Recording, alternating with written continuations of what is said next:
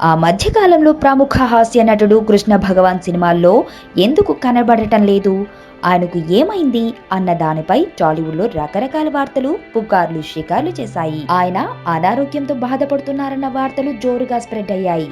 కృష్ణ భగవాన్ కు క్యాన్సర్ సోకిందని, దీంతో ఆయన పూర్తిగా నీరసంగా ఉన్నారని, ట్రీట్మెంట్ జరుగుతుందన్న వార్తలు బయటకు వచ్చాయి. ఈ పుకార్లపై కృష్ణ భగవాన్ మాట్లాడుతూ, నాకు వెన్నునొప్పి వస్తే క్యాన్సర్ వచ్చినట్లు పుకార్లు షికార్లు చేస్తున్నాయని ఆయన ఆవేదన వ్యక్తం చేశారు. ఈ వార్తలను ఎవరు ఎందుకు స్ప్రెడ్ చేస్తున్నారో తనకు తెలియడం లేదని ఆయన వాపోయారు. తాను తొందరలోనే కోలుకుంటానని చెప్పారు. ఇక కృష్ణ భగవాన్ పై వచ్చిన పుకార్లకు తోడు ఆయన సినిమాల్లో పెద్దగా కనిపించకపోవడంతో ఎవరికి వారు ఆయనకు క్యాన్సర్ రావడం వల్లే సినిమాల్లో తక్కువగా కనిపిస్తున్నారని గుసగుసలాడుకుంటున్నారు. చివరకు ఆయనే స్వయంగా తనకు వెన్నునొప్పి వచ్చిందని చెప్పడంతో అందరూ ఊపిరి పీల్చుకుంటున్నారు. హాయ్.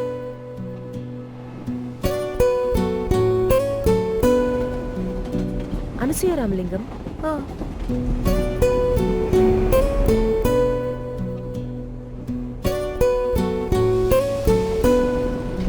ఆనంద్ విహారీ.